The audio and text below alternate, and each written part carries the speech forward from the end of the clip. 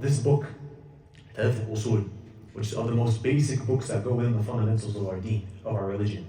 And it is a book that needs to be reviewed over and over and over again. It's not just one time you finished it and khalas, you're done. You don't need to learn about it again. This book requires you to constantly review it over and over and over again. And there's a reason why.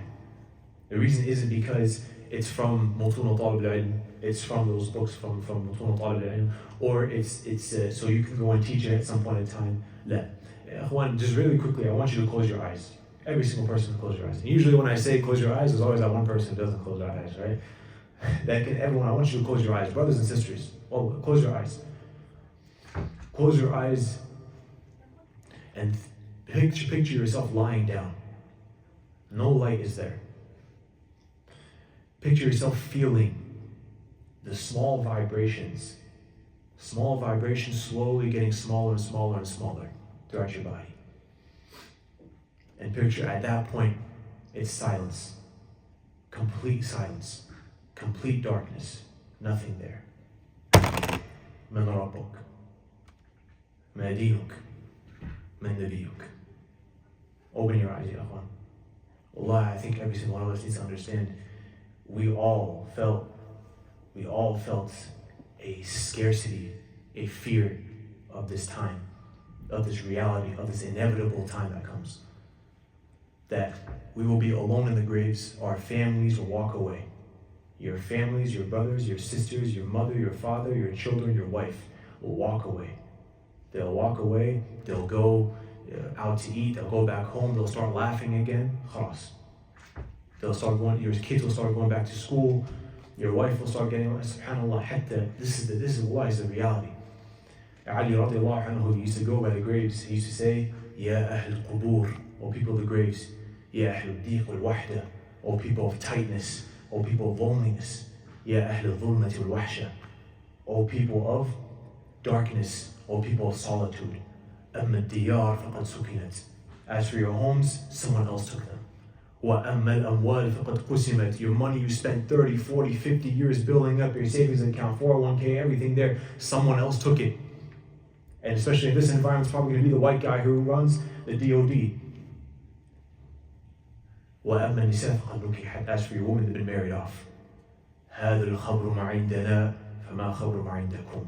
This is the news on our side. What's the news on your side? This is the reason the book needs to be gone over and over again. It prepares you for the grave. Thalathat Usool, these three fundamentals are the most important matters that you will ever have to come about in your life. What we cover are the questions of the grave. And remember what the Prophet tells us about those who will enter the graves and not know how to answer this. And the riwayah says that they'll start making noises like this, right? What do they say? سمعت الناس يقولون شيئا فقلته. I heard the people say something, so I just said along. Meaning that these answers to these questions that we so confident that we answer when the angels press us in our graves. That these questions that come about, the Apostle says that these people who answer this way are not people who never heard of it before. The people who will be like, out of fear, not knowing what to say. Complete anxiety. In disarray. These people will not be those who never heard of La ilaha illallah before, never heard of Islam before, never heard of it. They said, I heard the people say this. I heard the people saying the answers to these questions, so I just said along. Meaning they knew it and they said it, but they didn't understand it and they didn't keep it in their hearts. They didn't build it with knowledge, they didn't build it with security, they didn't build it with anything that could give it stability. So this is the importance of not just saying, you know what, I know my Lord, I know my deen, I know my Prophet, and that's it. To have it thabit, to have it affirmed in your heart. This is what's the goal of this. This is a book, wallahi, prepares you for this time. And wallahi, to even speak about this. The Salaf themselves, this practice of closing your eyes I gave to you is a mini version of what the Salaf used to do. The Salaf in their living rooms would build their place of death. They build their graves in their living rooms, lying down within it. And what will they say? They'll lie down within it, they'll play out the scenario, and then what will they say in the end? My Lord, return me, my Lord, return me. They'll play it out. Then they'll get up from their graves and they say, my Lord, you gave me a chance to return me now, but there will come a day you will not return me. There will come a day you will not return me. In their living rooms, they're remembering death. This is the level that it's not just about having this memorization. You know, it's not the Pythagorean theorem, you just memorize and then you leave it off for the rest of your life. It's something you need to build passion out of. You need to build a heart out of this, a desire to keep this, a desire to push this and spread this. La ilaha illallah. At the time of Umar ibn Khattab, when he was a Khalifa, he sent a companion to negotiate with the Persians being the most powerful empire at the time. He sent Rubeellion Mansoor over there to talk to the Persian emperor. And the Persians are decked out in gold, decked out in silver, everything from jewelry, whatever you can think of. The Persians were the greatest empire at that time. And as Rubeellion Mansoor goes to the negotiation to the Persian palaces, seeing the emperor there, seeing the generals there, Rustum and Kasra, seeing those people there, decked out in silk and gold and shaved beards and all this different stuff. Then he says, you have three choices. You have three choices. The whole reason we have this hostility and this war is about to go off is you have three choices out of this. One, you accept Islam and we unite together. Two, you don't accept Islam and you pay the jizya. Or three, we go to war. Then he walks away. Now, Rubeellion Mansoor has scratches and tears on his thobe, on his thobe, and he doesn't have a cover for his sword. Usually, just like you have an iPhone case, you have covers for your sword. The emperor, he calls out to him as Rubeellion is walking away. He says, how dare you walk away from us, threaten me when you couldn't even cover your sword. What does Rubeellion say? He says, we didn't come to cover our swords. I mean, we didn't come to cover these swords. We were here so we can become shuhada, we can be martyrs. And he says a very powerful statement, جئنا لنخرج العباد من عبادة العباد إلى عبادة رب العباد. We have come to take the slaves out of the worship of slaves and to the worship of the Lord of the slaves. This is why we're here. This is our passion. This is what we're going to die for. This is the passion that takes someone to be upon Tawheed and to have safety within the grave. It really amazes me the amount of people will say we don't need to worry about Tawheed anymore. We don't need to worry about shirk anymore. Those days are gone. We don't worship idols anymore. And it amazes me if someone who were to come with an audacity like this, with an audacity to say we don't even focus on Tawheed anymore. The Prophet spent 13 years, he spent 13 years in Mecca, not telling them this is the problem with khamar, this is the problem with khanzir, this is the problem with riba, and this is not. He went solely 13 years in Mecca teaching the people Tawheed, teaching the people to worship Allah alone and know who their Lord is. 13 years regarding to stay away from shirk. Hatta look at Banu Israel. You know, subhanAllah, from the structure of the Quran in Ramadan that we contemplate over. In the beginning of the Quran, we learn about in the first juz about who? Banu Israel. And a big problem with Banu Israel was what? Is that Allah tells us within the Quran as an example for us that what? These were a people who held on to their identity and let go of their actions. حتى شوف اليهود الآن, the Jews right now, you'll find Jews who will say, I'm Jewish but I'm atheist. You'll find Jews who have no regard for their actions. Because they think, you know what, just my identity itself is enough. That's all that matters. My lineage and my identity, what I call myself, that's what matters. Not my actions. From the very beginning, Allah is telling us, don't follow the likes of these people. Don't follow the likes of these people and their identity like this. Look at the Yahud, look at the Banu Israel. At the time of Musa alayhi salam, where they were just saved from Fir'aun, they saw miracles no one else could see. Miracles no one else could see. They have Musa, which is not just any prophet. From the 5 greatest men to ever step foot on earth. From the 5 greatest men to ever step foot on earth, Musa is present. Harun is present. Harun, who's his aide and his brother. And at the same time, another prophet was present, Khidr alayhi salam.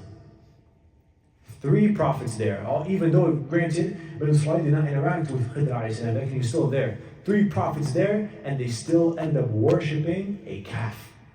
Still end up worshipping a golden calf. After everything had just happened.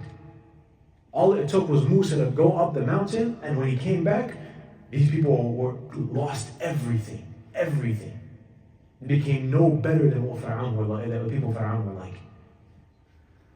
This is with all of these resources in front of them, they still went towards shirk. لذلك Ibn Abbas radiallahu anhu used to say that shirk, it can be as hidden as the black ant on the black rock on the black night. It can be this hidden, right? Because subhanAllah, just like the Prophet himself tells us, the ummah, the qiyamah will not be established when my ummah comes back to worshipping Allat and Uzza again. So people from our own ummah will do this. That is why Tawheed is the most important thing for us to wear on our chests, to wallahi, hold in our hearts. It's the most important thing to learn over and over and over again. This is the case. Now, going on to the book itself, it's written by Imam Muhammad ibn Abdul Wahaab ibn Sulaiman al-Tamimi al-Hanbali. And the Shaykh lived roughly around 300-400 years ago in Najd, in the eastern parts of Saudi Arabia. And I don't want to go too much into the Shaykh's life, but when you read into his life, you find a life of a scholar, a life of a mujahid, someone who not only was a alim, but someone who was fighting in jihad as well. Holding a sword in his hand and going out. And someone who was a mujaddid, someone who revived Islam at a time where it was at a very, very, very weak point. Right? At a very, very weak point where shirk and bid'ah, innovations and polytheism were present amongst the Arab lands. Hatta amongst his own nearby towns, there were people who would worship the trees and the rocks and the caves. There's a story of near his hometown that a princess went into a cave and she never came out. So the people went there, they started seeking blessings from the cave itself. And Muslimin, people who name themselves Muslimin were doing this. And there was a lot of different things. So the Shaykh saw this, and against all odds, he was met with backlash from his own family, from his own people. He was forced out of his town. And it remind you of someone? Forced out of his town, and he got help and support from a group of people in a nearby town, and they came back and they spread Tawheed all throughout the land. So this is where I need very briefly how the Shaykh had this. And the Shaykh wrote a lot of his books at a very young age. You heard this book, Kitab Tawheed, a lot. Kitab Tawheed is a very, very mashhoor book. It's a very known book. This book, Kitab Tawheed, he wrote when he was 26 years old. Some of the ulama, they say that the Shaykh wrote this book, Usool, when he was 30 years old. So he was still relatively young, and he was still doing this, rahimahullah ta'ala. And the Shaykh, he had mistakes, 100%. Bila shak, the Shaykh had mistakes. Lakin the weight of his good and the weight of the virtue that he came with far outweighs the droplets of mistakes that he had. This is to summarize this. Like the Shaykh, he starts the book with Bismillah ar-Rahman ar-Rahim. And by the way, the commentary I'm going to go with this book is a mix of two. Even though a lot of ulama, they discourage combining shuruh, especially for beginners. Some discourage this, lakin the books I'm going to for the shuruh is the one from the book, the explanation from Shaykh Muhammad Salih ibn Uthaymeen and Shaykh Salih al-Fawzan. So these are the two shuruh I'm going to, inshallah. The author, he starts with Bismillah ar-Rahman ar-Rahim. Bismillah ar-Rahman ar-Rahim, a statement we all know and very familiar with. And why does the author start with this? The author starts with this for a few reasons. One, so he can follow the book of Allah Azza wa Jal, the Quran. And two, this is pretty simple. And two, following the Sunnah of the Prophet ﷺ when he sent the letters out to the nearby nations. And this adds to something that That the Shaykh, as some ulama mentioned, that he started with the Basmalah. He started with the Bismillah ar-Rahman ar-Rahim here. For what purpose? So that he could send this out to the lands, teaching the people Tawheed the same way the Prophet did. Meaning the purpose of the book was to be sent out and spread out towards the lands as well. Just like the letters of the Prophet, teaching the people the utmost basics of their religion, of a Tawheed. So this is of the reasons that the Shaykh does so. And starting with Bismillah ar-Rahman ar-Rahim has a lot of different benefits within it. From the benefits from within it, when someone starts their actions with Bismillah ar-Rahman ar-Rahim, and I'm going to go towards the grammar and the meaning of it in a second, but starting from this does what? One, it rectifies your niyyah. Before you do an act of ibadah, when you start with Bismillah ar-Rahman ar-Rahim, you catch yourself if you're going to do it for the wrong sake. Right? You catch yourself before you do it for the wrong sake. And so, if you have to recite in front of a large amount of people, and now you're fighting with your niyyah a little bit, the moment you say Bismillah ar-Rahman ar-Rahim, you remind yourself that what? I'm doing this for who? For Allah Azza wa Jal.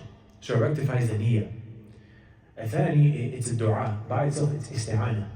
This ba here is ba isti'ana. It's seeking assistance. So what you're doing is you're seeking assistance in Allah Azza wa Jal. And likewise, you are, by making it a habit to say Bismillah ar-Rahman ar-Rahim, to make it a habit starts now decreasing your sins. Because Bismillah ar-Rahman ar-Rahim is not just something you say before you do an act of ibadah. Before you eat, you do it. Before you write, before you read, before any of these different things, you start with Bismillah ar-Rahman ar-Rahim. So when you use it as a habit, eventually you're going to catch yourself saying it before a bad deed. And you'll catch yourself, you'll have that hesitancy, you know what? I shouldn't be doing this. You catch yourself for a second. These are from the benefits that you find from Bismillah ar-Rahman ar-Rahim. And likewise, the author, rahimahullah, the Shaykh here, Shaykh ibn Tamimi, he says that the Bismillah ar-Rahman ar-Rahim here is الجار والمجرور متعلق بمحذوف فعل مؤخرا مناسب للمقام. So he says that it is a jar and a majroor, and it's connected to a verb that is hidden, mahdhuf. So a verb that is hidden, meaning there is a ba here and there is a noun here. So you have the preposition, you have the noun, which is Allah, or ism, afwan. You have these things here, but the ba here is a jar that it needs to have a fi'l, and the action has to be somewhere present there, right? But it's mahdhuf, it's hidden, it's concealed. And what does it mean is بمحذوف فعل مؤخر. The verb that is supposed to be used, that you're seeking that assistance in. Remember, ba is for seeking assistance. The verb, the action you're seeking assistance in, is hidden. It's concealed towards the end. The end. Why is this important? Because usually, Bismillah, when you say in normal Arabic, the fi'l, that verb would be in the beginning. You would say, أكتب Bismillah ar-Rahman ar-Rahim. I'm writing now in the name of Allah, the most gracious, most merciful. Right? But what it is what? The verb is towards the end. So what is meant now is what? Is you're saying, I seek assistance in Allah, I write, I eat, I read. It's in the end. There's a reason for this. Two reasons that this comes about. The first reason is what? It is for tabarruk. You're seeking blessing within it. Right? You're seeking blessing within it. Because if you were to say, I read in the name of Allah, right? This is different than if you were to say, in the name of Allah, I read. The second one is about what? Seeking blessing and assistance of. The first one is just what I'm doing for. Sahih, right here, Tamimi. This is why the second fa'idah that comes from this is what? Yufid hasr. When the fa'il, when the verb is after, when it comes after, now it brings hasr. It brings exclusivity. So you're doing this, seeking the assistance of Allah and only Allah. And only Allah. So it emphasizes that tawheed. This is the beauty and the fact that Allah Azza wa Jalla grammatically structured Bismillah ar-Rahman ar-Rahim. Wallahi alim, wallahi. If someone was to realize the i'rab fully of Bismillah ar-Rahman ar-Rahim, as someone who understands Arabic language in depth, this is enough for him to accept Islam. This is enough for him to say, a man in the desert who couldn't read or write could not have come up with the statement, Bismillah ar-Rahman ar-Rahim. This is from what comes from the Bismillah. And what is the case? There is when we say Bismillah ar-Rahman ar-Rahim, it is mufrad, this is every name of Allah, not just Allah's name, but every name of Allah. Why? Because mufrad al-mudaf ya'um. That the mufrad al-mudaf ya'um. That when the singular nouns are now put in a possessive case, it now brings about generality. This is what the Usooliyun, they say, the people, the scholars of Usool al-Fiqh, they would mention that when the singular noun is put in a possessive case, now this brings generality. So this Allah, ism and Allah, this is what we're talking about here. It brings about generality for Allah itself, meaning every name of Allah. And this is the meaning of Allah itself. When I ask you, what is the meaning of the name Allah? There's two parts of this. One, every name of Allah is within Allah. Because this is who you're describing. That's what Allah says, هو الله الذي لا إله إلا هو الملك القدوس السلام المؤمن المهيمن العزيز الجبار. Allah brings all these names after He says, Hu Allah. He doesn't say, right, هو الجبار لا إله إلا هو. No, He says, Hu Allah. 3 times within this He says this, in this part of the Surah Hashr. To show that what? Allah is the asl. It's the origin. Every other name of Allah is under this name Allah. And this is, the other thing for Allah itself is, it is, كما قال Ibn Abbas. Ibn Abbas radiallahu anhu, he says, Allah, ذو الألوهية والعبودية على خلقه أجمعين. The one, this is the meaning of Allah according to the Sahaba. It is the one deserving divinity and worship over all His slaves. This is the meaning of Allah. Right? This is the meaning of Allah. This is why the word God doesn't translate to Allah by itself. It can't. We as Americans use God very loosely. You can say goddess, you can say gods, you can put it in plural, you can put it feminine. You can also use it as an attachment to something. God of war, God of light, God of thunder, God of this. It's not the case with Allah. You can't do this. You can't put Allah in a feminine form. You can't separate Allah to be plural or not. Allah is Allah. It's a'raf ma'arif. So, and likewise, the word God in English now more so means, it's tended to mean an owner of something. This is why you find people using for God of thunder. What do they mean by that? Owner of thunder. This is what they mean by that. Whereas the word deity is the best translation for this. It's not the translation, it's the best one though. Closest. Because deity is now something that is worshipped. And this is what Allah means. The one that is worshipped. In every tongue, in every time, in every place He has been worshipped. Even if every single human being on the earth denies Allah's existence, there will still be creation that worships Allah. The moon, the stars, the air, the ground, the grass, the cattle, everything will still worship Allah Azza wa Jal. In their own ways, they will still worship Allah. This is the case. Now, Bismillah ar-Rahman ar-Rahim. Ar-Rahman means what? Ar-Rahman is the most merciful. But it's in fa'lan. It's in the scale fa'lan in Arabic, which means the highest tense of mercy, the most excessive and vast version of mercy. This is why when Musa came back from his people, what does he say? He came back what? Ghadban, in the same exact scale. Ghadban meaning completely enraged, absolute rage, absolute anger. That Ar-Rahman is absolute mercy. That's why in subhanAllah, the word Rahmah, mercy, comes from what word in Arabic? Huh? It comes from just like we say in the Jum'ah khutbah, right? يا أيها الناس اتقوا ربكم الذي خلقكم من نفس واحدة وخلق منها زوجها وبعث منهما رجالا كثيرا ونساء واتقوا الله الذي تساءلون به والأرحام. Arham here means what? It is the relative. The womb of the mother. This is what it comes from. It's shared with the womb of a mother. Why is the womb of a mother associated with mercy? Because mercy is for what purpose? Protection, safety, calmness, being provided. This is what it's meant. This is what the baby has in the womb of its mother. So this is what Allah Azza wa Jalla, He describes Himself with Ar-Rahmah, the highest sense of safety, of protection, of compassion, of nurturing. This is how Allah Azza wa Jalla's mercy is.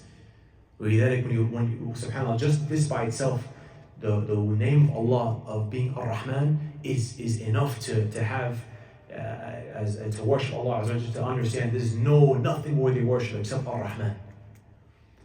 And I'll go into this inshallah to SubhanAllah, how denying, and from the biggest ways of shirk, if not the biggest way of shirk, is doubting Allah's rahmah. This is why Allah emphasizes it so much. And this is why, which surah has the name Ar-Rahman mentioned the most? Man ya'raf? Who knows? Which surah in the Quran says the name Ar-Rahman the most? Huh? It's not Ar-Rahman. Surprisingly, it's not. It's a good guess though. Surah Maryam. Surah Maryam is directed at mainly who? Al-Nasara. And what do the Christians do? Why do they worship Jesus? Why do they have this belief? They believe that God couldn't forgive us Himself. He couldn't. Allah does not have enough mercy to forgive us. So He had to send down His own Son as His. He had to send Himself down as His own Son to sacrifice Himself, to kill Himself, to convince Himself to forgive us. This is their way of forgiveness. This is how they look at Ar-Rahman as. This is why Allah emphasizes Ar-Rahman, this name, in this surah specifically the most. To show the Nasara, you really got it twisted. You really got it wrong. And this is the reason why your belief is so corrupted. It's because you doubted Ar-Rahman. You doubted the mercy of Allah Azza wa Jalla. وَمَنْ يَقْنَطُ مِنْ رَحْمَةِ رَبِّي إِلَّا الضَّالِّينَ. As Ibrahim a.s. says, who doubts the mercy of their Lord except the ضَالِّينَ, except the misguided ones. Who doubts the mercy of their Lord except these people? ضَالِّينَ. Now, in Surah Fatiha, what's the last ayah? Hey, what al-Dhalin? Who's talking about al-Dhalin here? An-Nasara. An-Nasara. Right? You see the connection here, as Allah Azza wa Jalla makes. Ibrahim says, who doubts the mercy of my Lord? Except the Dhalin, except the misguided ones. And Allah here in Surah Fatiha describes the Nasara as being what? Dhalin. They do all these actions, but they don't add up for it. And Ar-Rahim, to make it very brief for the sake of time, just for a few more minutes to go, is Ar-Rahim is selective. Selective is different. It's special mercy, right? Ar-Rahman, this is generated for everyone. Kafir, mushrik, munafiq, Yahudi, Nasara, Muslim, anything, right? There is a form of Rahmah that's given to every form of creation. But Ar-Rahim here is specific. With that, the ulama, they say there are about 10 differences between Ar-Rahman and Ar-Rahim. For the sake of time, I can't go through this. Shaykh Hamad, he's gone through this in the past. But there are differences regarding this. This is why Allah says, وَكَانَ لِلْمُؤْمِنِينَ رَحِيمًا. And with the mu'mineen, He's Rahima. فهذا هو, and maybe I can touch on this after, inshallah. لكن, this is what the author starts with. Then the author, rahimahullah, he goes into, he says, اعلم رحمك الله. Know, may Allah have mercy upon you. And to the fuqaha, when you find the word i'lam, this means two things. One, what's following is fardul ayn, is a individual obligation. And two, that not just is fardul ayn, whatever is coming after this is very important, so you need to pay attention. This is what is meant when anyone says i'lam. That's why Allah says fa'lam. إنه لا إله إلا الله واستغفر لذنبك. Pay very close attention, and this is obligatory. These two things come from when you say i'lam. Al-i'lam comes from knowledge, is the command form of knowledge itself. So he says, i'lam rahimakallah. Then he says, may Allah have mercy on you. No, may Allah have mercy on you. This is from gentleness of the Shaykh. The gentleness of the Shaykh, and gentleness is what the ulama of the past have done, this is what the Prophet had done, this is what the Sahaba have done, is gentleness in giving da'wah. Amr bil ma'roof wa nahy an munkar, enjoying the good and forbidding the evil, is not an excuse to be harsh with people. It's not an excuse to be harsh with people, right? Hatta Ibn Taymiyyah rahimahullah, he says, al-amr bil ma'roof wa nahy an munkar. This is such a great principle, this is such a great act that Allah described as the trait of the best nation. كنتم خير أمة أخرجت للناس تأمرون بالمعروف وتنهون عن المنكر. This, what Allah described as being for the greatest nation. Ibn Taymiyyah says there's 3 conditions. He says, al-ilm qablahu. Knowledge is before it. The one who does amr bil ma'roof wa nahy an munkar without knowledge has lost himself. He's in a deep, deep trouble. الثاني والرفق معه. Gentleness is with it. والصبر بعده, and patience is after it. الرفق يا أخوان, to have gentleness يا أخوان. Wallahi al-Azim, it's of the greatest traits of nubuwwah, of prophethood. To have gentleness when you're giving da'wah. You'll never find the Prophet ﷺ, when someone comes up to him admitting their sin, the Prophet was saying, ألا تخاف من الله, do you not fear Allah? أما تخشون, do you not fear Allah? إيش فيك? You never find the Prophet doing this. كما بعد الأئمة يفعلون الآن. Just like some of the imams they do right now. Someone comes up to them, sometimes, subhanAllah, in this community itself, so many people are hesitant to go to their imams and their shaykhs and their local masjids because they're just afraid. For the Prophet was someone who was very, very welcoming to the people. Very, very welcoming to the people. Hatta there's a hadith in Sunnah Abi Dawud, we went with our Shaykh Hamad, where a man came to the Prophet and told him that I did intercourse during the day of Ramadan. And the Prophet does not reply with do you not fear Allah? Are you a Muslim? And no, the Prophet was gentle with him, was very, very patient with him. And he followed him procedure with procedure. And do you have this? Could you give this in charity and this? And up to the point in the end of the hadith, it shows the Prophet laughing. Laughing, not just normally, laughing to the point of his teeth were showing. Hey, can you really think of it? Imagine I told you that there came a man who went to someone explaining that he did intercourse during the day of Ramadan, and the response he got from an alim is he laughed in the end of it. He smiled. Not laughed like making fun of him. He smiled at him. Hey, this is the gentleness of the Prophet. Wallahi. Hatta some of the ulama, they say from this hadith itself, there's al-fawaid. There's 1,000 benefits in it. 1,000 benefits just from this hadith. The gentleness comes from this. This when you make dua for someone, especially because wallahi, what the Shaykh is saying here, the whole point of this is people need to change what they're doing. No one likes being told to change what you're doing. And when you put yourself in this, no one likes being told you're doing something wrong. Especially if they've been doing this for years, let alone they learned this from their fathers and their ancestors. Because to them, sometimes to the juhal, what is told when you tell them to fix something they're doing, and they learn this from their dad. Some of them will just think that you're cursing out their dad. Some of them will just think like this. And this shows that you need to be extra, extra gentle with them. This is why the Shaykh starts with what? Rahimakallah, may Allah have mercy upon you. May Allah have mercy upon you. Right? From the best du'as you can say to someone, may Allah have mercy upon you. So this is from the gentleness of the Shaykh. Some people, they try to give advice today, and unfortunately, what I've seen now is it is a disaster. It is a disaster unless it's a necessity to advise someone over a text. Personally, what I've seen is it has amounted in people misunderstanding what you're saying, misunderstanding the tone, people not knowing where you're coming from, people having just extra hostility towards this. You have enough time, you have enough patience, you can go meet this person, establish a relationship, establish a sense of trust, and then advise this person. Right? Even if it's something as small as Assalamu alaikum, kif hal, how are you doing with your day? Barakallahu feekum. And don't make it seem as you're only approaching him so that you're trying to correct what he's doing. No, you're approaching him because you care about him. You want to be a friend to him. You want to be a brother to him. Then you advise him. This is the proper way. Wallahi, from what I've seen personally, it's resulted in disaster when people say, Akhi, barakallahu fikum, I noticed today you did this is not over a text message, send. Yeah. And this is completely incorrect. You were that lazy, you couldn't wait, you couldn't see him at the masjid for Isha, then tell him. Yeah, it shows you care about someone a little extra when you tell them to their face. When you tell them, when you hold their hand, you're gentle with them. And just before we finish off, he says, أنه يجب علينا تعلم أربع مسائل. That it's obligatory upon us to learn 4 matters. 4 matters. This is before we get into the 3 fundamental principles. This is the introduction of the Shaykh. There's 7 matters he's going to talk about before.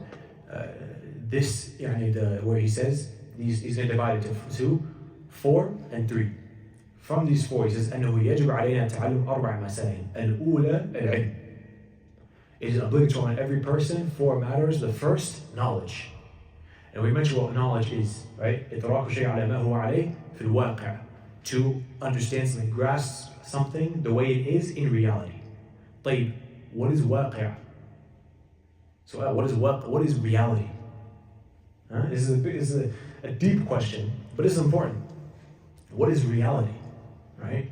Reality is ما هو كائن في خارج. Whatever is able to be proven from externally, right? Because if you're just thinking things in your imagination, it's not a reality yet, because it's internal. But if something is proven externally, then this can become a reality, right? Then this is what is reality defined. This is what we define as reality when it comes to al-ilm, right? This is why when we talk about jahl, there's 2 types of jahl, ignorance. Jahl basit, simple ignorance. I just don't know. Khalas, right? And jahl murakkab, compounded ignorance, which is what? He doesn't know, but he thinks he knows. He doesn't know and he thinks he knows, right?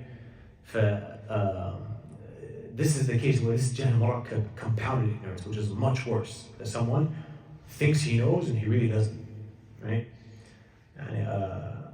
SubhanAllah, when I was in Medina, we were sitting in the halaqat of Shaykh al-Badr, and there'd be a man behind the Shaykh all the time. Anytime the Shaykh would mention the beginning part of a verse, he'd try to finish it, right?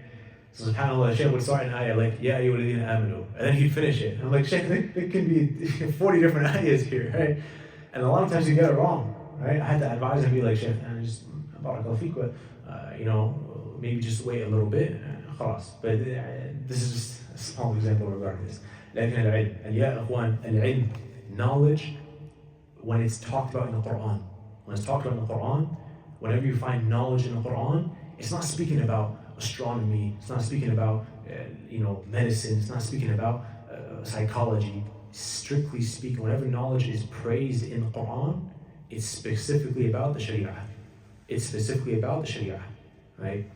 And like the Shaykh mentioned, Shaykh Hassan, from the hadith in Sahih Muslim, from Ismail ibn Uwais, from Malik ibn Anas, from Abi Zinad, from A'raj, from Abi Hurairah, radiallahu anhu, the Prophet says, "Man yuridillah bi khairin yufaqihu fi din." So I just felt like Shaykh Hamid for a second. This is my 5 seconds of feeling like him quoting the sentence. But he, this hadith, the Prophet says, whoever Allah wants good for, He grants him understanding in his faith, in his deen. And this fiqh is not ma'rifah. This fiqh is deep, extensive knowledge.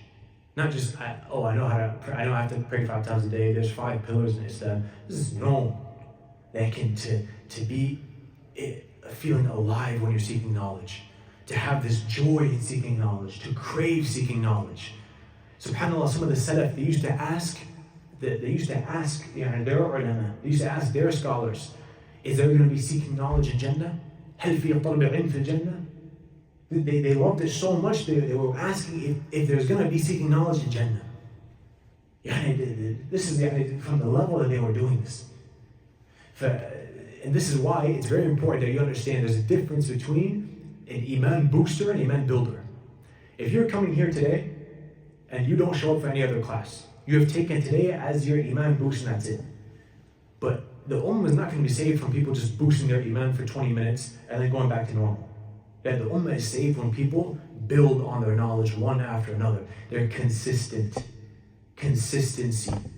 Istiqamah, having steadfastness. You know what? Sure, there's gonna be an obstacle. I assure you, in the coming weeks of this very class, there's gonna be something coming up in your schedule. And you're gonna have to make a choice. What do I prioritize more? Right? You're gonna have to make a choice. How much am I gonna fight to be in this setting? How much am I gonna fight to be in this kind of setting? You're gonna have to make this decision yourself at some point in time to test your consistency. It's never gonna be easy that you're gonna be free every Saturday night to come to this class. Something is gonna come up, but are you gonna fight through it? What are you prioritizing, right? This is the reality. Consistency is key with seeking knowledge. Otherwise, it's just the imam booster and that's it. Your iman is high for 20 minutes, khalas, you're good, and then you're going back to normal. But it's not طلب العلم. It's not seeking knowledge, right? It says, and this is why, subhanAllah, one of the, I'll finish off with just these two things. One of the greatest sayings I've ever heard from the ulama is where some of the ulama say, لَيْسَ الْجَهْلُ هُوَ عَيْبٌ. You hear this term, especially if you're in an Arab household, عَيْب, like shame, right? Like shame, عَيْب. And some people use it very, very incorrectly. Very, very incorrectly. I notice this amongst Muslim households. Some use it very incorrectly for the wrong things, right? So he says here, لَيْسَ الْجَهْلُ هُوَ الْعَيْبُ. Right? Knowledge is not shameful ignorance is not shameful by itself. وَلَكِنْ الْإِصْرَارُ عَلَيْهِ هُوَ الْعَيْبُ. But insisting on ignorance, that is shameful. Insisting on it. وَمَا أَحْسَنُ الْقَوْلِ الْمُتَنَبِّهِ. How beautiful is the statement of al-Mutanabbih. مَا رَأَيْتُ الْعَيْبُ فِي النَّاسِ. I have not seen a greater a greater shame amongst the people. كَنَقْصِ الْقَادِرِينَ فِي التَّمَامِ. I have not seen a greater aib amongst the people than, a greater shame amongst the people than the deficiency of those who are able to achieve perfection. كَنَقْصِ الْقَادِرِينَ فِي التَّمَامِ. More than the deficiency of someone who is able to achieve perfection, someone who is able to achieve success, someone who is able to be successful and be strong and be very courageous, and someone just being all around better. I have not seen more shame upon someone who is able to achieve that, but he chooses to remain ignorant. He chooses to remain deficient. That is aib. That is aib. This is the idea of knowledge. For wallahi, ya akhwan, look, Saturday night, when you look at, just even amongst the Muslimin, the hookah bars that are out there right now, Ramadan, Eid was just a few weeks ago, and the hookah bars, I promise you right now, the hookah bars are filled with Muslim brothers and sisters. It's filled with them. The Yemeni coffee shops, filled with people, and filled with free mixing, people there with ill intentions, people there so they can stalk on women there so they can stalk on men. People who, wallahi, they hold the title of a Muslim as just something to put on your name. Just as my name is Ahmed, my name is Zayd, my name is this. Nothing substantial within it. For Allah Azza wa Jalla has chosen you and me to benefit ourselves. هنا في حلقة حلقة علمية حلقة جنة. This is a circle of Jannah, wallahi. Circle of Jannah, wallahi. The angels right now are circling us. The angels right now have circled us and they're writing your names down. They don't write those people in the coffee shops. The only angel that's writing down names out there is the angels recording the bad deeds. Like in Hina, you have an angel recording your good deeds and an angel recording your name to take to Allah Azza wa Jalla. This is enough as a blessing to seek knowledge. You could have been, subhanAllah, you could have been someone who spends his time in uselessness and la'ib and lahu. But Allah chose it, just as the exact implication of the hadith. مَنْ يُرِدِ اللَّهُ بِهِ خَيْرًا يُفَقِّهُ فِي الدِّينِ. Whoever Allah wants good for. Now you understand Allah has presented this good to you. It's your job to now take that for granted or use it and utilize it to the best of your ability. And the last thing I'll mention within this, and from Ta'adhim al-Ilm, because this kind of goes within this, is what is subhanAllah, the legacy that is brought behind those who seek knowledge. SubhanAllah, at this point, I mention this a lot, that you look at some of the ulama of the past, compared to the celebrities today. These celebrities today who pass away or something happens to them, they got millions of Instagram followers, they got millions of Snapchat, Twitter, whatever you want to call these social media things. They have millions of followers on this. Like, people forget them so easily. I mention this example a lot because I remember when this happened, everyone was shook. When Kobe Bryant died, everyone knows who Kobe Bryant is, the basketball player. Kobe Bryant, when he died, everyone shocked. A week later, no one cares anymore. Now, to this day, years later, does anyone say Rahimahullah after his name? No. No one says this after his name. Even his closest family, they're not going to say rest in peace after every time they mention his name. Like, every time I mention Imam al-Nawawi, Ibn Hajar, Ibn Qudama, Ibn Taymiyyah, Sufyan al-Thawri, I always end their statements end their names with what? Rahmatullah alayhim. May Allah's mercy be upon them. May Allah be pleased with them. This is the blessing years later, still remembered in this way. Hatta to the point these people adopted the name of their city upon their own name. None of you would know Nawa exists, the city Nawa exists in Syria, except because of who? Imam al-Nawawi. Abi Zakaria Yahya ibn Sharaf al-Nawawi. You would not know the fact that this city existed at all, unless it was because of who? Imam al-Nawawi. You would not know Basra existed. Basra, a major city. No one would go and there's nothing special about that place except who? Hassan al-Basri. Hassan, his name literally put the city on the map. This city was not known in our maps and our knowledge except because of them. They put the whole city on the map. And to this day, every single time their names are mentioned, they're mentioned with a dua. That's why the Prophet told us that the creation seeks forgiveness for the ulama, hatta hitan fil ma, even the fish in the sea. Even the fish in the sea, they seek forgiveness for the ulama, for people of knowledge. This is the legacy that is now brought. For the akhwan, I'm telling you very, very sarahan, you can be an alim. You can become an alim. You can become someone, and what I mean by this is not someone who wears a bisht and stays behind this and starts teaching that. So you can be someone who knows Allah, who knows who his Lord is, and because of that worships Allah more and reaches a higher rank. The more knowledge you have, the closer you will be to the Anbiya. So imagine raising on the Day of Judgment and you're with Nabi Ibrahim, Nabiyuna Ishaq, Nabiyuna Yaqub, Nabiyuna Adam, Nuh, Musa, Isa, Muhammad alayhi. It all comes from knowledge itself.